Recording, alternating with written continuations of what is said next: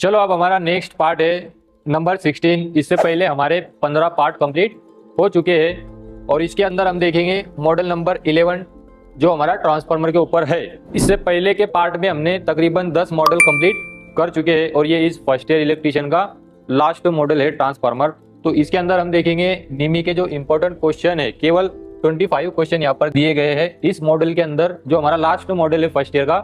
तो इसके जो क्वेश्चन एनसीईआरटी द्वारा दिए गए हैं जो अपडेटेड है एज पर 2024 और आने वाले अभी हमारे सीबीटी अगस्त के एग्जाम में। तो ये क्वेश्चन जो है हम अच्छे से समझकर याद करेंगे जिससे आपके अभी के जो होने वाला एग्जाम है उसके अंदर आपको अच्छे मार्क हासिल होंगे। तो ये जो क्वेश्चन है ये हमारे आईटीआई इलेक्ट्रीशियन के फर्स्ट ईयर में के सीबीटी थ्योरी के एग्जाम में आने वाले हैं और यही क्वेश्चन आपको अप्रेंटिसशिप के अंदर भी देखने को मिलेंगे। और इसके अंदर जो दिए गए क्वेश्चन है एनसीईआरटी द्वारा बहुत ही इंपॉर्टेंट क्वेश्चन है जो अलग अलग भर्तियों में भी पूछे जाते हैं। जैसे इसरो की अगर कोई भर्ती है वहां पर भी क्वेश्चन पूछे गए हैं, पारेशन वगैरह। तो बहुत ही इंपॉर्टेंट क्वेश्चन है जो एनसीईआरटी द्वारा दिए गए हैं। अभी हमको आवश्यकता ये है कि जल्द से जल्द हमको इन क्वेश्चन की प्रैक्टिस करनी है और एग्जाम के पहले पहले अपना रिविजन अच्छे से हो जाए, इसकी फिगर अपनों को करनी है। तो अभी ये जो क्वेश्चन है हम इसको देखते हैं। तो पहला क्वेश्चन है हमारा, which material is used to make core of power transformer. मतलब पावर ट्रांसफार्मर का कोर बनाने के लिए किस सामग्री का उपयोग किया जाता है, यह पूछा गया है। देखो अभी ये जो पहला क्वेश्चन है हमारा, हम इसको थोड़ा अच्छे से समझते हैं ताकि आने वाले जितने भी क्वेश्चन है वो आपको बहुत ही अच्छे से समझ में आएंगे। ये वजह से हम ये पहले क्वेश्चन को थोड़ा टाइम ज्यादा देंगे, बाकी के जो क्वेश्चन है फिर हमारे वो इससे ही रिलेटेड रहेंगे, आपको समझने में भी आसानी होगी और वो जल्दी से जल्द हमारे हल भी हो जाएंगे। तो देखो यहाँ पर क्या बताया है, जो cold rolled grain oriented steel उसका इस्तेमाल किया जाता है। तो क्यों उसका इस्तेमाल किया जाता है? क्योंकि उसके अंदर लो स्ट्रेसिस लॉस होता है। अभी हम पहले इसको समझते हैं क्योंकि ये जितने भी पॉइंट है ये आपको पूरे ही क्वेश्चन के अंदर बार बार देखने को मिलेंगे। तो हम ये पहला क्वेश्चन ही अच्छे से समझ लेते हैं, कुछ मिनट इसको थोड़े ज्यादा लगेंगे लेकिन इसके वजह से अपने आने वाले जो क्वेश्चन है उसको समझने में हमारे को बहुत ही सहायता होगी। तो देखो लो स्ट्रेसिस लॉस, हिस्टेसिस लॉस किसको बोलते हैं? जैसे अभी ये वाइंडिंग है, इसके द्वारा क्या पैदा होगा? मैग्नेटिक फ्लक्स पैदा होगा और इस मैग्नेटिक फ्लक्स के कारण क्या होगा? मैग्नेट के पोल बनते हैं, बरोबर। अब यहाँ पर हम कौन सा सप्लाई देंगे? एसी सप्लाई देंगे, बरोबर। एसी सप्लाई क्या होता है? हमारा बदलता रहता है, पॉजिटिव निगेटिव, इस तरीके से हमारा एसी सप्लाई चेंज होते रहता है। तो उसी के द्वारा पॉजिटिव के अंदर अगर करंट की डायरेक्शन इस तरफ से होंगी तो जब निगेटिव साइकिल आती है, आधी साइकिल, तब करंट की दिशा बदल जाती है। तो ये करंट की दिशा बदलने की वजह से मैग्नेट के पोल भी बदल जाते हैं। जैसे यहाँ पर अगर समझो नॉर्थ पोल जनरेट हुआ तो इधर कौन सा होगा? साउथ पोल होगा, बरोबर। तो प्लस पे यहाँ पे नॉर्थ था, यहाँ पे साउथ था, अब निगेटिव पे क्या होगा? चेंज हो जाएगा, इधर हो जाएगा साउथ और इधर हो जाएगा नॉर्थ, बरोबर। तो ये जो कोर है अपनी ये पहले मैग्नेटाइज हुई है नॉर्थ के लिए, बरोबर। अब स्टील लोहे का एक खासियत होती है कि वो अपने अंदर चुंबक को धारण कर लेता है कुछ समय के लिए। तो उस धारण को हटाने के लिए पहले साउथ पोल का जो चार्ज रहेगा वो उसके अंदर कुछ ऊर्जा इसकी खपत हो जाएगी, उसके बाद इधर के साइड में साउथ पोल बनेगा। तो उसको विचुंबकित करने के लिए जो लॉस हुआ वो रहता है हमारा हिस्टेरिसिस लॉस। उसके बाद फिर वापस क्या होगा? अपनी प्लस साइन आ जाएगी, बरोबर। प्लस के टाइम पे क्या होगा? और करंट की दिशा बदल जाएगी। फिर इधर साउथ था तो अब क्या हो जाएगा? नॉर्थ हो जाएगा। इधर नॉर्थ था तो क्या हो जाएगा? साउथ। अब ये जो मैग्नेटाइज हुए इसको वापस से वो क्या करेगा? डीमैग्नेटाइज करेगा और वापस से अपना नॉर्थ का जो है वो मैग्नेट धारण करेगा। तो एक मैग्नेट का पोल धारण करने के लिए उसको दूसरे को विचुंबकित करना पड़ता है। तो कुछ कुछ मटेरियल ऐसे है जो बहुत आसानी से चुंबकित नहीं होते, उसके अंदर हिस्टेरिसिस लॉस बहुत ही कम होता है, बरोबर। तो इसके लिए जो विद्युत वेव होगा वो उसको हम कहेंगे hysteresis loss. Rolled grain oriented steel है, इसके अंदर हिस्टेरिसिस लॉस कम होता है। दूसरा जो पॉइंट बताया है हाई परमेबिलिटी। परमेबिलिटी मतलब जो हमारा कोर है, जैसे अब ये कोर है इसके अंदर से क्या प्रभावित होगा? अभी ये वाइंडिंग क्या पैदा करेंगी? मैग्नेट पैदा करेंगी और इस कोर की सहायता से ये लोहे की होने के कारण ये मैग्नेट जो है वो इसके आसपास ही घूमेगा, ये इसको मैग्नेट को पकड़ के रखेगा, बरोबर। और मैग्नेट इसके अंदर से ही गुजरेगा। हाँ, तो जो अपनी ये जो कोर बनेगी जो हमारी कोल्ड रोलेट ओरिएंटेड स्टील की जो बनेगी तो उसके अंदर जो है वो इसको जो मैग्नेटिक फ्लक्स है इसके अंदर से गुजरने के लिए एक आसानी प्रदान करेगा, उसको हम बोलते हैं परमेबिलिटी। तो वो इसके अंदर हाई होती है, मतलब बहुत ही आसानी प्रदान करता है कोर के अंदर जाने से। और तीसरा अपना हाई रेजिस्टेंस। अब क्या होगा? इसके वाइंडिंग के जरिए जो मैग्नेट पैदा होगा तो इसके अंदर भी क्या पैदा होगा? वोल्टेज पैदा होगा, है ना। वोल्टेज कैसे पैदा होता है? बदलते चुंबकीय क्षेत्र में कोई कंडक्टर रखे और उसके द्वारा अगर छेदन होता है, अब ये मैग्नेट बदल रहा है साउथ नॉर्थ, तो इसके अंदर भी छेदन होगा और इसके अंदर वोल्टेज पैदा होंगे। वोल्टेज पैदा होने के कारण इसके अंदर से क्या प्रभावित होगा? करंट प्रभावित होगा। तो उस करंट को हम क्या कहेंगे? जो करंट प्रभावित होगा उसको हम कहेंगे एडी करंट। अभी एडी करंट क्या करता है? इसको कोर को गर्म करता है, गर्म करने के बाद फिर क्या होता है कि ये वाइंडिंग को जला देता है। इस वजह से हम क्या करते हैं, ये पट्टियों को बारीक बारीक सेपरेट एक पट्टी लेते हैं, उसको लेमिनेट करके ये स्टैंपिंग कोर बनाते हैं, जिससे क्या होगा, एक पट्टी का साइज कम हो जाएगा, एरिया कम हो जाएगा, तो उसके अंदर करंट भी कम मात्रा में प्रवाहित होगा, जिसके कारण एडी करंट भी कम होगा। कोल्ड ग्रेन ओरिएंटेड स्टील है, उसके अंदर क्या होता है कि ये करंट को रेजिस्टेंस ज्यादा प्रोवाइड करता है, जिसके कारण इसके अंदर जो करंट प्रोवाइड होगा वो क्या रहेगा, बहुत ही कम रहेंगे, बरोबर। मतलब एडी करंट कम हो जाएगा तो हीटिंग का जो इसका है वो भी क्या हो जाएगा, टेम्परेचर कम रहेगा। और लास्ट पे जो है इसका वर्चुअली इलिमिनेटेड एजिंग, मतलब इसकी आयु भी जो है वो अधिक होती है। उसके बाद lower thickness of the lamination, मतलब जो पट्टियां होती है वो भी हम बहुत ही बारीक पट्टियां इसके अंदर इस्तेमाल करते हैं। तो ये सब जो बेनिफिट है, ये बेनिफिट अपने हैं cold rolled grain oriented core की। मतलब इतने बेनिफिट के कारण हम इसको क्या करते हैं कि पावर ट्रांसफार्मर के अंदर इसकी कोर बनाने में इसका इस्तेमाल किया जाता है। तो इसमें पूछा है किस सामग्री का उपयोग किया जाता है, तो option number D cold rolled grain oriented, ये इसका राइट आंसर रहेगा। अभी ये सवाल को हमने जो समझे, अभी बाकी के पूरे सवालों में ये हमको बहुत ही हेल्प करेगा समझने के लिए। इसके अंदर जो हमने समझे, जो भी पॉइंट क्लियर किए, ये सभी पॉइंट अब आगे के क्वेश्चन अपनों को समझने में आसानी प्रदान करेंगे, इसलिए पहले क्वेश्चन के अंदर हमने इसको थोड़ा सा बड़ा चढ़ा के लिया है। चलिए अब next question number 2, why the core of current transformer is having low reactance in low core losses. मतलब वर्तमान ट्रांसफार्मर का, देखो यहाँ पर एक एनसीवीटी से थोड़ा सा त्रुटि हुई है। यहाँ पर क्या पूछा है, करंट ट्रांसफार्मर, और उसका ट्रांसलेशन इन्होंने क्या किया है, वर्तमान ट्रांसफार्मर। मतलब वो इंग्लिश को उन्होंने ट्रांसलेट किया है गूगल के द्वारा, जिसका उसने ये बताया करंट ट्रांसफार्मर यानी वर्तमान ट्रांसफार्मर, मतलब चालू में क्या हो रहा है। तो करंट ट्रांसफार्मर जिसको हम सीटी बोलते हैं, है ना, तो यहाँ पर क्या होना चाहिए था, विद्युत धारा ट्रांसफार्मर। करंट को हम हिंदी में विद्युत धारा बोलते हैं, ठीक है, तो वो थोड़ा हिंदी का प्रॉब्लम है, तो उतना आपको ध्यान रखना है। तो विद्युत धारा ट्रांसफार्मर का कोर कम प्रतिघात और कम कोर हानि क्यों कर रहा है। मतलब इसमें पूछा यह गया है कि इसके अंदर रिएक्टेंस लो और कोर लॉसेस लो क्यों होती है कोर के अंदर, ये पूछा गया है। देखो यहाँ पर अगर रिएक्टेंस ज्यादा होगा, अभी करंट ट्रांसफार्मर किस तरीके से काम करता है पहले वो देख लेते हैं। यहाँ पर जैसे कंडक्टर, इसके अंदर कितना करंट प्रवाहित हो रहा है वो मापना है, अपनों को मेजर करना है। तो इसके द्वारा एक कॉइल होती है जो हमारा करंट ट्रांसफार्मर का काम करती है, तो इसके द्वारा जो मैग्नेटिक फील्ड पैदा होंगी उसके द्वारा इसके अंदर थोड़े बहुत वोल्टेज पैदा होंगे, जिसके द्वारा करंट ट्रांसफार्मर होगा, अपनों को यहाँ पर वो करंट दिखाएगा। मतलब ये इंस्ट्रूमेंट ट्रांसफार्मर होता है, हम डायरेक्टली इसमें करंट मेजर नहीं करते। इसके द्वारा जो पैदा हुआ चुंबकीय क्षेत्र इसके आसपास का, उसके जरिए इसके अंदर वोल्टेज निर्माण करके करते। तो अगर इसका रिएक्टेंस अधिक होगा तो इसके अंदर जो वोल्टेज पैदा होंगे, करंट पैदा होगा, वही कम हो जाएगा।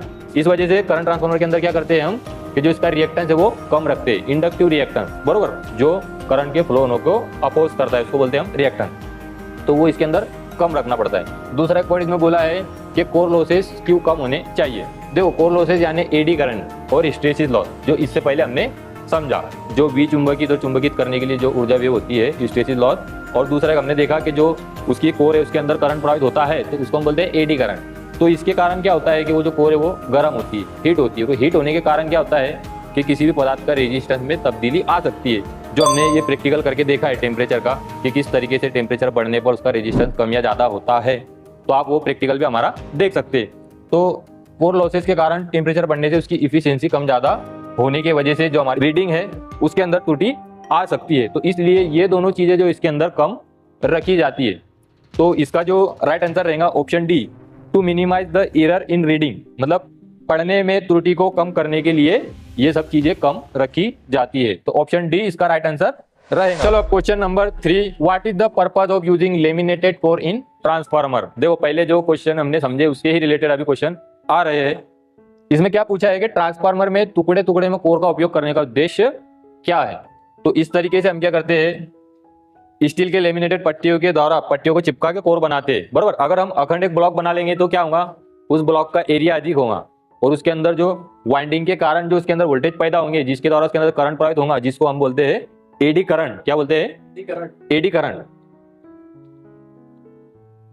तो वो एडी करंट इसके अंदर अधिक मात्रा में होगा और अधिक मात्रा में ट्रेवल करने की वजह से हीट ज्यादा होगा और हीट ज्यादा होने की वजह से गर्म वाइंडिंग को जला देगा, बरोबर। तो इस वजह से क्या करते हैं कि ये अखंड ब्लॉक ना लेते हुए बारीक बारीक पट्टियां लेते हैं स्टील की और उसको लेमिनेटेड कर देते हैं। लेमिनेटेड करने के बाद सबको जोड़कर एक इस तरीके से कोर बनाई जाती है। तो उसने जो पूछा है कि इसको टुकड़े टुकड़े में कोर बनाने का उद्देश्य क्या है, तो उसका मेन उद्देश्य यही है कि उसके अंदर जो एडी करंट है उसको कम किया जाए, है ना, reduce eddy current loss, Hindi में उसको कहेंगे भंवर धारा हानि को कम करना। तो ऑप्शन डी इसका राइट आंसर रहेगा। चलिए अब next question number 4, which type of transformer is used for high frequency application. मतलब उच्च आवृत्ति अनुप्रयोग के लिए किस प्रकार के ट्रांसफार्मर का उपयोग किया जाता है। अभी हमने जो देखे हमारे जो ट्रांसफार्मर जो 230 वोल्टेज वाले और 50 हर्ट्ज, अपने जो फ्रीक्वेंसी है वो कितनी है घर में आने वाली 50 हर्ट्ज, वो लो फ्रीक्वेंसी उसको मानते हैं। अगर हाई फ्रीक्वेंसी वाला ट्रांसफार्मर अगर अपनों को बनाना हो तो जैसे हमने जो देखे कि हिस्टेरेसिस लॉस उसके अंदर जो है मतलब वो विचुंबकित और चुंबकित करने वाला वो लॉस भी बढ़ जाएगा क्योंकि फ्रीक्वेंसी जो है वो अधिक होंगी। इसका मतलब क्या है, जैसे पहले फ्रीक्वेंसी अपनी जो 50 हर्ट्ज थी, अभी हाई फ्रीक्वेंसी ट्रांसफार्मर में क्या होगा कि ये जो फ्रीक्वेंसी ये बढ़ जाएगी, बराबर। मतलब वो जो पॉजिटिव नेगेटिव होगा हिस्टेरेसिस लॉस चुंबकित और विचुंबकित होने का वो भी क्या होगा, बढ़ जाएगा। तो इसके ये ना हो इसलिए हम क्या करते हैं, एक फेराइट कोर ट्रांसफार्मर का इस्तेमाल करते हैं। इसका भी बेनिफिट ये होता है कि इसके अंदर जो कोर लॉस है जो बहुत ही कम होते हैं। मतलब इसके अंदर ये जो कोर है अपनी, ये आपको सिरेमिक जो होता है अपना टाइल्स वगैरह बस उस तरीके से देखने को मिलेंगी। तो इसका जो एक बेनिफिट है कि हिस्टेरेसिस लॉस बहुत कम होता है और फ्लक्स के लिए ये अच्छी परमेबिलिटी भी रखता है, मतलब अपने अंदर से फ्लक्स को गुजरने में आसानी प्रदान करता है। और इसकी जो अंदर से करंट प्रवाहित होने की जो क्षमता है, इलेक्ट्रिकल कंडक्टिविटी, वो भी इसकी बहुत ही कम है, जिसके कारण इसके अंदर एडी करंट लॉस भी बिल्कुल ना के बराबर होता है। तो इस बेनिफिट के कारण ये जो फेराइट कोर ट्रांसफार्मर है ये हाई फ्रीक्वेंसी के लिए यूज किया जाता है। तो ऑप्शन बी हमारा राइट आंसर रहेगा। चलो next question number 5, what is the purpose of tap changing in power transformer. मतलब बिजली ट्रांसफार्मर में टैप चेंजिंग का उद्देश्य क्या है। अपने पास जो ट्रांसफार्मर है उसके अंदर दो वाइंडिंग होती है, एक प्राइमरी वाइंडिंग और एक सेकेंडरी वाइंडिंग, बरोबर। तो सेकेंडरी वाइंडिंग जब हम कहीं पर कनेक्ट करते हैं और अगर वहां पर जैसे अपने घर के अंदर 230 वोल्टेज आने चाहिए, जो डिस्ट्रीब्यूशन ट्रांसफार्मर है ना वो क्या करता है 230 सिंगल फेज और 415 थ्री फेज में कन्वर्ट करके देता है, मतलब लो वोल्टेज करके डिस्ट्रीब्यूट करता है। क्या करता है, डिस्ट्रीब्यूट करता है। लेकिन ट्रांसफार्मर बनने के बाद कुछ कमी अगर उसके अंदर आ जाए, है ना, जैसे 415 वोल्टेज की जगह 400 ही वोल्टेज आ रहे हैं, फिर क्या करेंगे, ट्रांसफार्मर को फेंक देंगे क्या। पर क्या होता है कि सेकेंडरी के साइड में वो क्या करते हैं, टर्न लगाकर अधिक टर्न लगाकर टैपिंग निकाल लेते हैं। मतलब जैसे 1000 टर्न लगाने के बाद एक सिरा निकाल लेंगे, बरोबर, और फिर 100 टर्न 1100 1200, बरोबर। अगर यहाँ पर अपनों को 400 अपने सिंगल फेज के लिए अगर एग्जांपल अपने लिए 230 वोल्टेज अगर नहीं मिल रहे हैं, यहाँ पर सिर्फ 220 वोल्टेज ही मिल रहे हैं, तो उस टाइम पे वो क्या करेंगे, यहाँ पर ही टैप चेंजर दिया हुआ होता है डिस्ट्रीब्यूशन ट्रांसफार्मर, तो इसकी सहायता से वो जो टैप निकला हुआ है यहाँ पर उसको कनेक्ट कर देंगे, तो फिर यहाँ पर अपनों को 230 वोल्टेज मिल जाएंगे। तो जो डिस्ट्रीब्यूशन हुआ वो उसका रेशियो यहाँ से हम क्या कर सकते हैं, मेंटेन कर सकते हैं कि कितने वोल्टेज डिस्ट्रीब्यूट होने चाहिए। यहाँ पर भी अगर नहीं हुआ क्या करेंगे, टर्न की संख्या और बढ़ा लेंगे, जितने अधिक टर्न होंगे उतना ही अधिक अपनों को वोल्टेज प्राप्त होगा सेकेंडरी में और वो डिस्ट्रीब्यूट होगा। तो इसका जो हमारा ऑप्शन बी है, change voltage ratio in distribution, ये इसका राइट आंसर रहेगा। चलिए अब next question, what is the disadvantage of auto transformer. यहाँ पर ऑटो ट्रांसफार्मर का नुकसान क्या है ये पूछा गया है। देखो ऑटो ट्रांसफार्मर इस तरीके से होता है, इसके अंदर केवल एक ही वाइंडिंग इस्तेमाल की जाती है जो हमारी प्राइमरी और सेकेंडरी के लिए दोनों ही कार्यरत करती है। अब यहाँ पर हम जो है आने वाला सप्लाई जो 230 वोल्टेज है वो दे देंगे, बरोबर, और सेकेंडरी भी वही है। अगर हम यहाँ से सप्लाई लेंगे तो समझो अपनों को 100 वोल्टेज मिलेगा, यहाँ से लेंगे तो समझो 150 वोल्टेज मिलेगा। तो ये एक नॉब होती है और ये कार्बन ब्रश के द्वारा कनेक्ट होता है, तो इसको हम रोटेट करके टर्न की संख्या कम ज्यादा करके सेकेंडरी में कम या फिर अधिक वोल्टेज ले सकते हैं। अगर इसको हम थोड़ा और ऊपर करेंगे तो अधिक 230 से ही प्लस वोल्टेज अपनों को मिलेंगे, क्योंकि इसके द्वारा जो पैदा किया गया मैग्नेट है वो इसके ही अंदर कुछ वोल्टेज उत्पन्न कर देता है। ये जो अतिरिक्त जो बचेंगे इसके अंदर भी क्या होगा, वोल्टेज उत्पन्न हो जाएंगे। जैसे अभी यहाँ पर मैं कनेक्ट करता हूँ तो ये वाइंडिंग के द्वारा इसके अंदर भी वोल्टेज पैदा होंगे जो अपनों को बढ़ के मिलेंगे, प्राप्त होंगे। तो इस तरीके से प्राइमरी और सेकेंडरी के लिए केवल एक ही वाइंडिंग इस्तेमाल की जाती है, इसलिए इसका जो नुकसान जो है option number D, can not isolate the secondary winding, मतलब द्वितीय वाइंडिंग को हम इससे अलग नहीं कर सकते, ये इसका राइट आंसर रहेगा। चलिए अब next question number 7, why the load is disconnected before the of load tap changing operation. मतलब ऑफ लोड टेप बदलने के ऑपरेशन से पहले लोड को क्यों काट दिया जाता है या फिर क्यों अलग कर दिया जाता है। अभी हमने देखा है कि कभी हम हमारे स्विच से कोई चीज को ऑन या ऑफ करते हैं तो वहां पर भी स्पार्किंग होती है। क्यों होती है, क्योंकि करंट के जो बहने की जो स्पीड है वो बहुत ही अधिक मात्रा में, अचानक अगर उसको रोक दो तो कुछ ना कुछ इलेक्ट्रॉन हवा में कूद जाते हैं, और अगर अचानक जोड़ दो तो बहुत ही स्पीड में जुड़ने के कारण बाकी के बिखर जाते हैं। उसके कारण क्या होता है, हवा में अशुद्धियां होती है और उस अशुद्धियों के टकराने के कारण स्पार्किंग पैदा होती है। अब हमारा जो डिस्ट्रीब्यूशन रहेगा वहां पर तो बहुत ही पावर ट्रांसफार्मर लगे हुए, बहुत ही अधिक मात्रा में करंट, बहुत ही उच्च वोल्टेज वहां पर रहते हैं, तो वहां पर जो स्पार्किंग हम कनेक्ट और डिस्कनेक्ट करेंगे तो स्पार्किंग होने का जो खतरा है वो बहुत ही अधिक रहता है, जिसके कारण हानि हो सकती है। तो इस वजह से क्या करते हैं कि उसका जब हम टैप चेंज करते हैं तो उस टाइम पे हम उसका जो लोड है वो हटा देते हैं, ताकि जब उसको हम बढ़ाए या घटाए तो उस टाइम पे स्पार्किंग ना हो। और एक होता है अपना ऑन लोड टैप चेंजर। इसके अंदर क्या होता है, इसमें हम चालू में चेंज कर सकते हैं, क्योंकि जब हम यहाँ से चेंज करते हैं ना तो ये जो रेजिस्टेंस है ये उसके सीरीज में ऐड होता है। यहाँ पे जैसे हमने 3 को अगर चालू करे और इसको इधर कनेक्ट करे तो ये रेजिस्टेंस इसके सीरीज में ऐड हो रहा है, और अधिक रेजिस्टेंस के कारण करंट के बहाव को थोड़ा सा लिमिट मिलेगा, जिसके कारण वो स्पार्किंग वहां पर उत्पन्न होने के चांसेस कम होंगे। तो इसमें ऑन लोड टैप चेंजर में हम डायरेक्ट भी कर सकते हैं, और ऑफ लोड में अगर करना है तो उस टाइम पे अपनों को फिर लोड को अलग कर दिया जाता है। तो इसका option number C, to avoid heavy sparking at the contact point, ये इसका राइट आंसर रहेगा। चलिए अब next question number 8, how does the moisture is controlled in breather fitted on the power transformer. मतलब ट्रांसफार्मर पर लगे हुए ब्रीदर में नमी को कैसे नियंत्रित किया जाता है। देखो इसके अंदर क्या होता है, जो अपना ट्रांसफार्मर होता है इसके अंदर ऑयल भरा हुआ होता है। ऑयल क्या काम करता है, अपने जो ट्रांसफार्मर की वाइंडिंग है उसको ठंडा रखने का काम करता है, और उनके बीच में एक अचालक का कार्य भी करता है। लेकिन अगर जब इसके अंदर से अधिक करंट प्रवाहित होता है ओवरलोडिंग के कारण या शॉर्ट सर्किट के कारण, तो इसका ऑयल जो है वो फैलता है। जैसे चाय अगर अधिक गर्म करो तो फैलती है ना, उसी तरीके से ऑयल भी फैलता है, और फैलने के कारण इसका जो ऑयल है वो एक पाइप के द्वारा कहा जाता है इस कंजर्वेटर टैंक के अंदर जाता है। बरोबर, ये एक रिजर्व टैंक होता है, जो बड़ा हुआ ऑयल है वो इसके अंदर जाएगा। और जैसे ही ये वाइंडिंग अपनी कुछ दोष था या कुछ फॉल्ट था वो ठीक करने के बाद, या फिर ओवरलोड हुआ तो लोड कम करने के बाद वापस से इसका ऑयल ठंडा होगा, तो ये ऑयल वापस कहाँ पर आएगा, टैंक में आएगा। तो उस दौरान क्या होता है, जब ऑयल बढ़ा तो इसके अंदर की हवा क्या होगी, बाहर जाएगी, और जब ऑयल सिकुड़ेगा कम होके तो बाहर की हवा क्या होगी, अंदर आएंगी टैंक में। तो वो आती है अपने ब्रीदर के द्वारा। किसके द्वारा आती है, ब्रीदर के। यहाँ पर ही ब्रीदर लगा हुआ है तो इसके द्वारा ये हवा जाती है और आती है। तो हवा जब अंदर आएंगी तो हवा के साथ साथ नमी भी आ सकती है, और नमी अगर आ गया, मॉइस्चर अगर आ गया तो वो ऑयल की जो चालकता है इसको खराब कर देंगे, जिसके कारण वाइंडिंग आपस में ही शॉर्ट सर्किट हो जाएंगी। तो वो ना हो इसलिए हम क्या करते हैं, वहां पर जो ब्रीदर लगाते हैं जो अपना ये टैंक के ऊपर ही जुड़ा हुआ होता है, तो इसके अंदर हम भरते हैं silica gel. Silica gel starting में दिखने में इस तरीके से ब्लू होती है, तो जो हवा अंदर जाती है या बाहर आती है ये उसकी नमी को सोख लेती है, नमी को अंदर नहीं जाने देती। बरोबर। और जब अधिक इसका यूज हो जाए तब ये इस तरीके से हल्की पिंक गुलाबी तरीके की हो जाती है। तो इस तरीके से अगर ये गुलाबी हो गई, अब इसका कार्य करने की क्षमता खत्म हो जाती है, तो इसको वापस से अपनों को रिप्लेस करना पड़ता है। तो वो नमी इसके अंदर ना पहुंचे उसको नियंत्रित करने के लिए अपन जो इस्तेमाल करते हैं वो क्या इस्तेमाल करते हैं, सिलिका जेल का इस्तेमाल किया जाता है। तो option A, using silica gel, ये इसका राइट आंसर रहेगा। चलिए अब question number 9, what is the name of the transformer. इस ट्रांसफार्मर का नाम क्या है। बहुत ही आसान सवाल है। यहाँ पर अगर ये क्वेश्चन आपको एग्जाम में देखने मिले तो 2 मार्क आपके पक्के हो जाएंगे। देखो ऑप्शन भी सेम रहेंगे, क्वेश्चन भी सेम रहेगा, फिगर भी सेम रहेगी। आउटर ट्रांसफार्मर हमने देखा, उसमें केवल एक ही वाइंडिंग, ये उस तरीके से है नहीं है। कोर ट्रांसफार्मर हमने देखा। अभी पहले हम ऑप्शन नंबर सी देखते हैं, shell type transformer. Shell type transformer इस तरीके से होता है, ये बीच में जो समझो ताबूत अपन वाइंडिंग का कर रहे हैं, बीच में कर रहे हैं खोल, उसको बोलते हैं शेल, और आजू बाजू की जो कोर है वो खाली रहती है, तो इसको हम बोलते हैं शेल टाइप ट्रांसफार्मर। तो ये उस तरीके से है नहीं है। ऑडियो फ्रीक्वेंसी ट्रांसफार्मर भी हमने देखा जो अपनी बनता है फेराइट कोर के द्वारा, तो ये उस तरीके से है नहीं है। अब जो हमारा ऑप्शन नंबर बी है, कोर टाइप ट्रांसफार्मर, ये इसका राइट आंसर रहेगा। ये इस तरीके से लेमिनेटेड पट्टियों के द्वारा कोर बनाई गई है ना, ये भी कोर है, लेकिन ये किस आकार में बनी हुई है, शेल आकार में बनी हुई है, एक ताबूत की तरह, खोल की तरह, इसलिए इसको शेल कोर टाइप ट्रांसफार्मर हम कहेंगे। और ये वाली जो है ये अपनी कोर टाइप ट्रांसफार्मर है।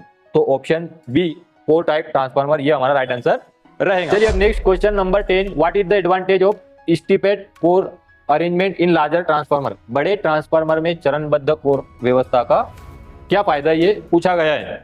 तो देखो इसके अंदर जो अपना स्टिपेड कोर है उसका मतलब क्या है कि उसको बनाते टाइम स्टेप बनाए जाते हैं। पहले एक छोटा स्टेप, उसके बाद दूसरा बड़ा स्टेप, और फिर तीसरा, इस तरीके से ये स्टेप में बनाए जाते हैं। बरोबर। इसका बेनिफिट ये होगा, अगर रेक्टेंगुलर कोर अपने ट्रांसफार्मर है तो इसके लिए अपनों को कैसा बनाना पड़ेगा, रेक्टेंगुलर कॉइल बनाना पड़ेगी। बरोबर। और स्क्वायर में है तो स्क्वायर के लिए अपनों को स्क्वायर वाइंडिंग का टर्न इसके अंदर लगाना पड़ेगा। लेकिन अगर इस तरीके से स्टेपेड कोर यूज की गई है तो इसके अंदर क्या होता है कि अपनों को जो कॉइल लगाना होती है वो सर्कुलर शेप में लगाना पड़ती है, गोल शेप में। कैसे लगाना पड़ती है, सर्कुलर शेप में लगाना पड़ती है। तो इससे फायदा क्या होगा अपनों को, अपना जो कॉपर की वाइंडिंग कर रहे हैं तो कॉपर की बचत होगी ना। इतने रेक्टेंगुलर के लिए इतना वायर अपनों को लगेंगे केवल एक टर्न के लिए, इसके लिए इतना लगेगा। वो गोल अगर करेंगे अपन सर्कुलर तो इसके लिए कम तांबे का तार लगेगा, मतलब तांबे का यूज क्या हो जाएगा, मिनिमाइज हो जाएगा। किसके मदद से, स्टिपेड कोर की मदद से। तो ऑप्शन ए जो है हमारा वो मिनिमाइज कॉपर, तांबे के उपयोग को कम करता है, ये इसका राइट आंसर रहेगा। चलिए अब next question number 11, which construction technique is used to reduce copper loss in larger transformer. मतलब बड़े ट्रांसफार्मर में तांबे के नुकसान को कम करने के लिए किस निर्माण तकनीक का उपयोग किया जाता है। इससे पहले जो हमने सवाल देखे उसमें क्या मिनिमाइज हो रहा था, कौन सी चीज की कमी हो रही थी, तांबे के तार की, है। मतलब समझो हमको 100 मीटर वायर लगने वाला था, तो अब कितना लगा उसके लिए, 80 मीटर लगा, मतलब 20 मीटर का तांबे का तार क्या हुआ, बच गया। अब यहाँ पर ही पूछा है कि कॉपर लॉस को नियंत्रित करने के लिए किस तकनीक का इस्तेमाल किया जाता है। तो हम वही तकनीक का इस्तेमाल करेंगे जो इससे पहले देखा हमने, यूज स्टेपेड कोर अरेंजमेंट। जो पहले हमने देखा है ना, वही कोर इसके अंदर भी इस्तेमाल की जाएंगी। तो इससे क्या होगा, जैसे अभी तांबा का जो हमने देखा, पहले समझो 100 मीटर यूज किया, अभी कितना यूज किया, 80 मीटर। तो कॉपर लॉस कैसे पता करते हैं हम, आई स्क्वायर गुना रेजिस्टेंस। अब इतने तांबे के तार के लिए और इतने तांबे के तार में दोनों में से किसका रेजिस्टेंस कम आएगा, 80 वाले का कम आएगा। और रेजिस्टेंस कम आया मतलब कॉपर लॉस क्या हो जाएगा, कम हो जाएगा, क्योंकि रेजिस्टेंस कम हो गया ना। तो स्टेपेड कोर अरेंजमेंट के द्वारा हम कॉपर लॉस का जो है वो रिड्यूस कर सकते हैं। तो ऑप्शन नंबर डी हमारा राइट आंसर रहेगा। चलिए अब next question number 12, which power loss is assessed by open circuit test on transformer. मतलब ट्रांसफार्मर पर ओपन सर्किट परीक्षण द्वारा किस शक्ति का आकलन किया जाता है। देखो ट्रांसफार्मर के अंदर इस तरीके से जो इसकी एक वाइंडिंग है उसको ओपन कर देते, एक टेस्ट होता है जिसको हम ओपन सर्किट टेस्ट कहते हैं। तो इसमें हम क्या करते हैं, जो प्राइमरी साइड है उसको ओपन कर देते और सेकेंडरी साइड पे हम सप्लाई दे देते। सेकेंडरी साइड पे क्यों देते हैं, क्योंकि इसके रेटेड वोल्टेज 12 वोल्टेज इसको देना आसान है, करंट भी कम प्रवाहित होगा। तो और यहाँ पर एक वोल्ट मीटर भी लगा देते हैं, इससे अपने को वोल्टेज पता चलेंगे। जैसे 12 वोल्ट देना है तो यहाँ पे 12 वोल्ट अपने को दिख जाएंगे, करंट कितना प्रवाहित हो रहा है उसके लिए एमीटर लगाया है। और लॉस के लिए, पावर लॉस के लिए वैट मीटर यहाँ पर लगाया हुआ है। तो अभी ये वाइंडिंग तो ओपन है, इधर मतलब इधर की कोई हलचल ही नहीं है, इसमें वोल्टेज ना पैदा होंगी ना इसके द्वारा प्लस पैदा होंगे, बराबर। अब यहाँ पर जो लॉस होगा वो लॉस रहेगा सिर्फ कोर के द्वारा। किसके द्वारा, कोर के द्वारा। जैसे eddy current loss, hysteresis loss, ये कोर लॉसेस होते हैं। तो वो लॉस ये मीटर अपने को दिखा देगा। तो इधर की वाइंडिंग अपने क्या करे, ओपन रखे, तो तब यहाँ पे जो लॉस मिला वो मिला अपने को कोर लॉस। तो ओपन सर्किट टेस्ट के द्वारा हम क्या पता करते हैं, option number D, core loss का पता किया जाता है। चलिए next question number 13, what is the composition of steel and silicon steel in transformer core. ये भी आसान सवाल है। इसमें पूछा गया है कि ट्रांसफार्मर कोर में स्टील और सिलिकॉन स्टील की संरचना क्या है। देखो अपनी जो कोर बनती है वो किसकी बनती है, स्टील की बनती है, बरोबर। तो उसका जो कंस्ट्रक्शन है, मतलब स्टील के अंदर कुछ इम्प्योरिटीज होती है, अशुद्धियाँ होती है। तो उस अशुद्धियाँ को हटाने के लिए उसके अंदर क्या मिलाया जाता है, सिलिकॉन को मिलाया जाता है, जिससे उसको हम शुद्ध कर सके। सबसे ज्यादा अगर कोई धातु यूज होने वाला होता है स्टील के अंदर तो वो होता है सिलिकॉन। मतलब सिलिकॉन उसमें मिक्स करते ही करते ताकि उसके अंदर की सभी इम्प्योरिटीज निकल जाए, अशुद्धियाँ, और वो जो स्टील है वो अपना अच्छा बन जाए। तो इसके अंदर बस परसेंटेज पूछा गया है कि कितने परसेंटेज स्टील रहेगा और कितने परसेंटेज सिलिकॉन रहेगा। तो यहाँ पर 93% स्टील है और 7% सिलिकॉन इसके अंदर इस्तेमाल किया जाता है। तो ऑप्शन सी हमारा राइट आंसर रहेगा। चलिए अब question number 14, which loss of transformer is determined by short circuit test. इससे पहले जो क्वेश्चन आया था वो ओपन सर्किट टेस्ट था, अभी कौन सा है, शॉर्ट सर्किट टेस्ट है ना। शॉर्ट सर्किट टेस्ट द्वारा ट्रांसफार्मर के किस हानि का निर्धारण किया जाता है। पहले ओपन सर्किट टेस्ट करके हमने कोर लॉस पता किया था, बरोबर। अब जो सेकेंडरी वाइंडिंग रहेगी उसको क्या करेंगे, हम शॉर्ट कर देंगे। तो इसके द्वारा क्या होगा, यहाँ पर देखो इधर की पूरी जो प्रोसेस है वो सेम ही रहेंगी। अब जो प्राइमरी उसके अंदर अधिक मात्रा में करंट प्रवाहित होगा, क्योंकि दोनों के मैग्नेटिक फील्ड एक ही जैसे है ना, इसमें भी अधिक करंट प्रवाहित होगा और इसमें भी अधिक करंट प्रवाहित होगा। तो यहाँ पर जो होने वाला लॉस है कॉपर के द्वारा वो अपनों को पता चल जाएगा, जो अपना रहता है आई स्क्वायर आर, करंट गुना रेजिस्टेंस। तो अधिक करंट इसके अंदर प्रवाहित होगा और जो लॉस अपनों को वैट मीटर दिखाएगा वो वैट मीटर का लॉस क्या दिखाएगा, कॉपर लॉस। तो ऑप्शन ए हमारा राइट आंसर रहेगा। बस इसमें इतना याद रखो कि अगर शॉर्ट सर्किट है तो कॉपर लॉस, ओपन सर्किट है तो कोर लॉस, है ना। जब कुछ ही नहीं जुड़ा हुआ है तो फिर जो कोर के द्वारा लॉस होगा वही रहेगा। और अगर शॉर्ट सर्किट कर दिए तो फिर ये जो तांबे के द्वारा जो यूज होने वाला करंट और रेजिस्टेंस है वो पता किया जाता है, उसको बोलते हैं अपन कॉपर लॉस। तो ऑप्शन ए हमारा राइट आंसर। चलिए question number 15, what is the name of transformer. इस ट्रांसफार्मर का नाम क्या है, ये सवाल यहाँ पर पूछा गया है। तो इसके अंदर जैसे हमने देखा आयरन कोर ट्रांसफार्मर भी हमने देखा है, रिंग कोर ट्रांसफार्मर इस तरीके से गोलाई में एक कोर बनाई जाती है जिसको रिंग, इसके ऊपर वाइंडिंग करने के बाद ये ट्रांसफार्मर रिंग कोर ट्रांसफार्मर कहलाता है। फेराइट कोर ट्रांसफार्मर भी हमने देखा, इस तरीके से सिरेमिक की जो कोर है वो इस्तेमाल की जाती है हाई फ्रीक्वेंसी ट्रांसफार्मर के लिए। छोटे छोटे ट्रांसफार्मर आपने देखे होंगे, उसकी कोर होती है। अब बचा हमारे पास जो ट्रांसफार्मर ये है हमारा option number A, air core transformer, ये इसका राइट आंसर रहेगा। इसके अंदर क्या होता है कि जो कोर होती है अपने तांबे की या स्टील की बनी हुई पट्टियों द्वारा, वो इसके अंदर नहीं होती। इसके अंदर केवल क्या होती है, हवा होती है ना। कोर किसको बोलते हैं अपन, वाइंडिंग जिसके ऊपर लपेटी जाती है और उसके बीच के उसके माध्यम से जो चुंबकीय फ्लक्स को प्रोवाइड करता है वो कहलाता है कोर। अब इसके अंदर तो कुछ नहीं है, स्टील की पट्टियां वगैरह है ना, तो इसके बीच में क्या है, केवल हवा है। तो कोर के रूप में क्या यूज की गई है, हवा यूज की गई, तो इसको हम बोलेंगे air core transformer. Option A हमारा राइट आंसर रहेगा। चलिए अब next question number 16, which is the indication if moisture contained transformer oil is placed for crackle test. इसका मतलब है यदि नमी युक्त ट्रांसफार्मर तेल को क्रैकल परीक्षण के लिए रखा जाए तो ये कौन सा संकेत देगा कि ये तेल खराब है या नमी युक्त है या इसके अंदर मॉइस्चर है ना, ऐसा कौन सा संकेत देगा। तो क्रैकल टेस्ट है, ये बहुत ही आसान सवाल है आपके लिए, 2 मार्क तो आपके पक्के हो गए क्योंकि सवाल में इसका जवाब दिया हुआ है। अब इसके अंदर क्या करते हैं कि इसकी ये जो एक पॉइंट होता है इसको इतना गर्म कर लेते हैं लाल तप्त, और इसके अंदर वो ट्रांसफार्मर में जो ऑयल डाला जाता है वो ऑयल इसके अंदर डाला जाता है, और अगर उस ऑयल के अंदर नमी है तो इसके अंदर एक कर्कश क्रैकल जैसी साउंड की आवाज आती है।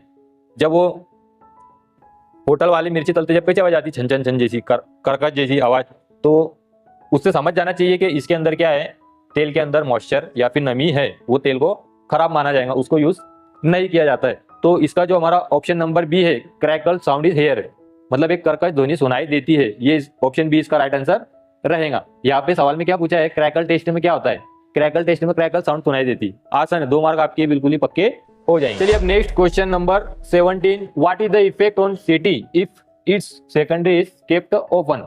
यदि सीटी का द्वितीयक खुला रखा जाता है तो इस पर क्या प्रभाव पड़ता है। यहाँ पर पूछा ये गया है कि जो करंट ट्रांसफार्मर है उसकी जो सेकेंडरी वाइंडिंग है उसको अगर खुला रखे तो क्या प्रभाव होगा, ये सवाल हमसे पूछा गया है। तो देखो सीटी का कार्य इस तरीके से होता है कि जो भी करंट प्रवाहित हो रहा है तार में से या वायर में से, हाई करंट हाई वोल्टेज वाली तार को डायरेक्ट टेस्टर से चेक नहीं कर सकते, डायरेक्ट मीटर से टेस्ट नहीं कर सकते, सब चला देगा क्योंकि उतनी अधिक मात्रा में करंट प्रवाहित उसके अंदर से होता है और उतना ही अधिक उसका मैग्नेटिक फील्ड भी होता है। कई बार आप तारों के पास में जाएंगे तो आपको आवाज भी सुनाई देगा उसका, क्योंकि उसकी मैग्नेटिक फील्ड इतनी स्ट्रांग होती है। तो उसके अंदर का करंट और वोल्टेज चेक करने के लिए क्या करते हैं, सीटी लगाते हैं करंट ट्रांसफार्मर। इसके अंदर वो वोल्टेज पैदा होगा, इसके अंदर करंट प्रवाहित होगा, और फिर इसके अंदर जो करंट और वोल्टेज पैदा हो रहा है तो उसके कारण इसका भी क्या पैदा होगा, एक मैग्नेटिक फ्लक्स पैदा होगा। और ये तार का मैग्नेटिक फ्लक्स और इसका मैग्नेटिक फ्लक्स एक दूसरे के विपरीत होगा, मतलब ये फ्लक्स को ये फ्लक्स क्या करेगा, न्यूट्रलाइज करेगा, मतलब विरोध करेगा। अगर ये बढ़ता है तो इसका विरोध भी बढ़ेगा, तो ये इसको नियंत्रित रखेगा। लेकिन जब अगर ये इसमें क्या पूछा है कि अगर खुला रखा जाए, मतलब अगर ये ओपन हो गया यहाँ से, अब इसके अंदर करंट प्रवाहित नहीं होगा, करंट प्रवाहित नहीं होगा तो क्या होगा, इसके द्वारा जो इसको काबू में रखने वाला फ्लक्स था वो भी पैदा नहीं होगा। तो उस टाइम पे क्या होगा कि इसका जो फ्लक्स है वो इसके अंदर इतने अधिक वोल्टेज उत्पन्न कर देगा, करंट प्रवाहित नहीं हो रहा लेकिन वोल्टेज उत्पन्न कर देगा, और इतने अधिक वोल्टेज उत्पन्न कर देगा कि वो इसको ट्रांसफार्मर की कॉइल वगैरह को सब जला देंगे, है ना। क्यों, क्योंकि अधिक वोल्टेज पैदा होने के कारण ये क्या होगा, हीट होगा, और हीट होने के कारण ये क्या होगा, जल जाएंगे, बर्न हो जाएंगे। तो इस वजह से इसकी जो सेकेंडरी वाइंडिंग है इसको कभी भी ओपन नहीं रखा जाता। इसके साथ बहुत सारी युक्तियां भी यूज की जाती है, कभी कभी रिले वगैरह, है ना, ताकि ये ओपन ना रहे। तो हमारा जो ऑप्शन नंबर डी है, सीटी सेकेंडरी वाइंडिंग बर्न्स आउट, मतलब सीटी की जो द्वितीयक वाइंडिंग है वो क्या होंगी, जल जाएंगी। तो ऑप्शन नंबर डी इसका राइट आंसर रहेगा। चलिए अब next question number 18, what is the cause of deterioration of transformer oil, मतलब ट्रांसफार्मर का तेल खराब होने का कारण क्या है, ये पूछा गया है। चलो, तो ट्रांसफार्मर का तेल खराब होने का कारण हमने जैसे देखा कि जो ब्रीदर है उसके अंदर सिलिका जेल है, वो क्या करती है, नमी को अंदर आने नहीं देती, और अगर वही खराब हो गया तो फिर क्या होगा, नमी जो हवा उसके अंदर जाएंगी वो हवा उसके साथ साथ नमी को लेके जाएंगी, मॉइस्चर को लेके जाएंगी, और मॉइस्चर के कारण क्या होगा, ऑयल की अचालकता खत्म होती जाएंगी, कम होती जाएंगी, जिसके कारण उस तेल को क्या माना जाएगा, खराब माना जाएगा। तो जो मॉइस्चर है अपना ऑप्शन नंबर सी, वो ऑयल को खराब करने का कारण बनता है। चलिए अब next question number 19, which condition is to be satisfied if 2 transformer are connected in parallel, मतलब 2 ट्रांसफार्मर को अगर समानांतर में जोड़ा जाए तो कौन सी शर्त है जो पूरी होनी चाहिए। 2 ट्रांसफार्मर को पैरेलल में क्यों जोड़ते हैं, ताकि इफिशियंसी बढ़े। जैसे एक ट्रांसफार्मर पे अधिक लोड आता है तो दूसरा ट्रांसफार्मर अगर जुड़ता है तो दोनों के अंदर लोड डिवाइड होने के कारण वो अच्छी इफिशियंसी में चलेगा। या फिर अगर एक ट्रांसफार्मर खराब होता है दोनों में से तो पूरा सप्लाई बंद ना हो, एक ट्रांसफार्मर को कट करके निकालेंगे, रिपेयर करेंगे और वापस बैठा देंगे, जब तक एक ट्रांसफार्मर पर लाइन चलेंगी। तो इस कुछ कारण है जिसके कारण जो दोनों ट्रांसफार्मर को पैरेलल में जोड़ा जाता है। तो इसको जोड़ने के लिए जो हमारे पास ऑप्शन नंबर बी है, इसकी पोलरिटी समान होनी चाहिए। पोलरिटी का मतलब क्या हुआ कि उसके अंदर जो पैदा होने वाला करंट है उसकी दिशा समान होना चाहिए। जैसे अभी यहाँ पर ये जो सेकेंडरी वाइंडिंग है इसके अंदर जो वोल्टेज पैदा हो रहा है वो अगर इस तरीके से हो रहा है, बरोबर, अब यहाँ पर पॉजिटिव, उस टाइम पे यहाँ पर ये क्या रहेगा, निगेटिव रहेगा, बरोबर। अब इस टाइम पे करंट की दिशा इस तरीके से होंगी तो निगेटिव के टाइम पे इसके विरुद्ध रहेंगी, बरोबर। तो यहाँ पर भी वैसे ही होगा, यहाँ पॉजिटिव तो उस टाइम पे ये क्या रहेगा, निगेटिव में रहेगा, बरोबर। पोलरिटी यहाँ पे चेंज नहीं। अब ये निगेटिव वाला अपने, अगर ये निगेटिव है ना, दोनों साथ में जुड़े हुए, निगेटिव निगेटिव, अगर ये निगेटिव पॉजिटिव से जोड़ दिए और ये वाला निगेटिव ये पॉजिटिव से जोड़ दिए तो निगेटिव पॉजिटिव जुड़ गया तो क्या होगा, शॉर्ट सर्किट होने की पूरी आशंका रहेगी। इस वजह से इनकी जो पोलरिटी है, समान ध्रुवीयता, ये प्लस तो इसका भी ये प्लस, दोनों साथ में जुड़ना चाहिए। ये इसकी वाइंडिंग के कारण इस तरीके से ये भी बदलते रहते हैं, ये निगेटिव होगा तब ये पॉजिटिव हो जाए, है ना। तो ध्रुवता समान इसकी होनी चाहिए। तो ऑप्शन बी सेम पोलरिटी, ये इसका राइट आंसर रहेगा। चलिए next question number 20, why distribution transformer are normally connected at primary in delta in secondary in star. मतलब इसमें पूछा गया है कि जो वितरण ट्रांसफार्मर है वो सामान्य रूप से इसकी जो प्राइमरी होती है वो डेल्टा कनेक्शन में की होती है और जो सेकेंडरी होती है वो स्टार कनेक्शन में की होती है। क्योंकि जो सेकेंडरी होती है यहाँ से ये सप्लाई डिस्ट्रीब्यूट किया जाता है, बरोबर। अगर किसको सिंगल फेज और एक सिंगल फेज लग रही है तो एक फेज यहाँ से कोई भी दे देंगे और एक न्यूट्रल यहाँ से दे देंगे। इसके बीच में जो स्टार पॉइंट बनता है वो हमारा किसके जैसा काम करता है, न्यूट्रल के भांति कार्य करता है। तो ये न्यूट्रल अपने को डेल्टा में मिलता है, नहीं मिलता है, ये अपने को केवल स्टार कनेक्शन में ही मिलता है। तो अगर किसको 4 वायर लगेंगे, 3 फेज और एक न्यूट्रल, तो हम केवल स्टार में ही ले सकते हैं। किसको अगर सिंगल फेज में एक फेज और न्यूट्रल लेना है तो हम स्टार में ही ले सकते हैं। इस वजह से इसकी जो सेकेंडरी वाइंडिंग है वो स्टार में कनेक्शन किया होता है और प्राइमरी वाइंडिंग डेल्टा में कनेक्शन किया हुआ होता है। क्योंकि प्राइमरी में आने वाले वोल्टेज अधिक होते हैं और सेकेंडरी में जो उत्पन्न हो वोल्टेज वो कम होने चाहिए। तो ये स्टेप अप के लिए डेल्टा इधर यूज करते हैं और स्टेप डाउन के लिए ये यूज करते हैं, बराबर। तो इतने सारे बेनिफिट के कारण जो है वो इसको स्टार में ही रखा जाता है। तो यहाँ पे हमारा option number D, to easy distribution of 3 phase 4 wire system, ये इसका राइट आंसर रहेगा। मतलब 3 फेज और चौथा वायर कौन सा रहेगा, न्यूट्रल का रहेगा। मतलब 3 फेज और 4 तार वहां पर जाएंगे, 7 वायर नहीं है, 3 फेज और एक न्यूट्रल, इस तरीके से 4 तार प्रणाली वहां पर जाएंगे। और अगर सिंगल फेज है तो 1 फेज और एक न्यूट्रल जाएंगे। जैसे अपने घर में आता है ना, अभी न्यूट्रल नहीं आई तो अपन घर में बनाएंगे क्या, नहीं बने। तो उस तरीके से स्टार कनेक्शन रहता है, वहां से हम न्यूट्रल ले लेते हैं। तो ऑप्शन डी जो है वो हमारा राइट आंसर रहेगा। चलिए next question number 21, which method of cooling is used for distribution transformer up to 100 kVA। मतलब 100 kVA तक के डिस्ट्रीब्यूशन ट्रांसफार्मर के लिए कूलिंग की कौन सी विधि का उपयोग किया जाता है। अब ट्रांसफार्मर के अंदर जो वाइंडिंग होती है और थोड़ा अगर करंट बढ़ गया, लोड बढ़ गया तो वाइंडिंग गर्म होती है। गर्म होने के कारण क्या होता है कि वो जल सकती है, उसके ऊपर वार्निश होती है ना, तो जल सकती है हीट होने के कारण। तो वो हीट ना हो इसलिए उसको कूलिंग के लिए कुछ मेथड इस्तेमाल किए जाते हैं, जैसे नेचुरल ऑयल, नेचुरल एयर, फिर कुछ पानी के पाइप द्वारा एयर ब्लास्ट, है ना, इस तरीके से मेथड यूज किए जाते हैं। तो जो 100 kV का है उसके अंदर जो यूज किया जाता है वो option D natural air method use किया जाता है। यहाँ पर इस तरीके से डक्ट बना देते हैं, जो उसका टैंक होता है ना उसके अंदर इस तरीके से डक्ट बना दिए जाते हैं ताकि जो हवा है वो डक्ट के अंदर से अंदर घुस जाए, है ना, हवा को एक रास्ता मिलता है, हवा डायरेक्ट पास नहीं हो, टकरा के अंदर घुस जाए। तो हवा के कारण वाइंडिंग क्या होंगी, ठंडी रहेंगी। और वो हवा जो आ रही है वो कौन सी है, प्राकृतिक है, नेचुरल हवा है। तो इसलिए जो हमारा ऑप्शन नंबर डी है नेचुरल एयर मेथड, ये इसके लिए राइट आंसर रहेगा। अगर इससे 100 kV से अधिक है तो फिर अपन जो है वो दूसरे ऑप्शन के लिए। चलिए next question number 22, which condition is absolutely essential for parallel operation of 2 transformer. मतलब 2 ट्रांसफार्मर को समानांतर क्रम में संचालन करने के लिए कौन सी ऐसी स्थिति है जो बिल्कुल ही आवश्यक है। तो इसके अंदर जो ऑप्शन नंबर हमारा सी है फेज सीक्वेंस, ये इसके लिए सबसे जरूरी है। ऐसा क्यों, क्योंकि अभी 3 फेज ट्रांसफार्मर है, बरोबर, उसके तीनों फेज के वेवफॉर्म इस तरीके से रहेंगे।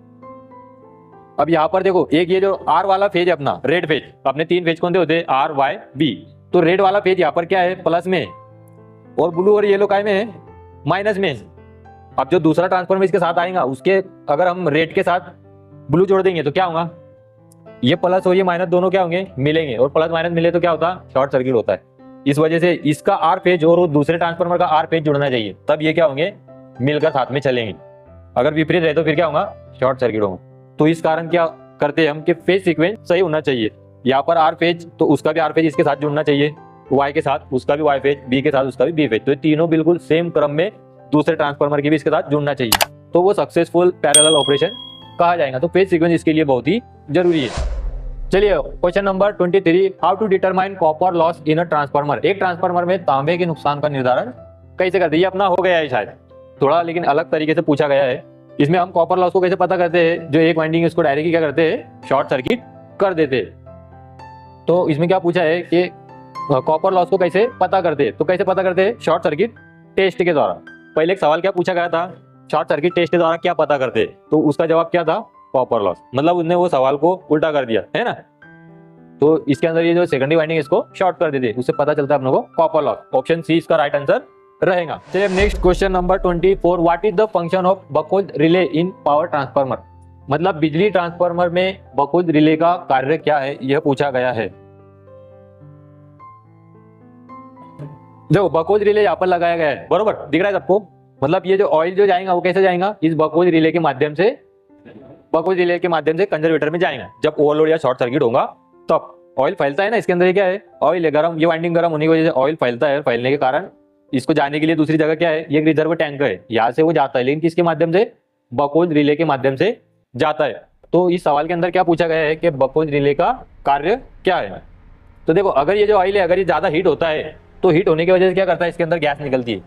गैस निकलने की वजह से क्या होगा, ऑप्शन अपना पहला वाला जो फ्लोट है मर्क्यूरी स्विच ए वाला वो गिर जाएगा, जिसके कारण क्या होता है, गिरने से पॉइंट कनेक्ट होंगे, उसके कारण से एक अलार्म बजेगा और अपनों को एक परिस्थिति मालूम पड़ेगी कि ओवरलोड कंडीशन यहाँ पर हो गई है। मतलब जितना सप्लाई वोल्टेज जाना चाहिए था, करंट वोल्टेज, वो बढ़ गया है। ये अपनों को इस अलार्म के द्वारा ये बकहुल रिले बता देगा। और अगर दूसरा ऐसा, अगर बहुत ही स्पीड में वो जा रहा है, अगर शॉर्ट सर्किट हुआ तो ऑयल बहुत ही स्पीड में गर्म होगा और बहुत ही स्पीड में इस बकहुल रिले के माध्यम से कंजर्वेटर टैंक की तरफ जाएगा, तब ये दूसरा मर्क्यूरी स्विच ऑन हो जाएगा गिरने की वजह से।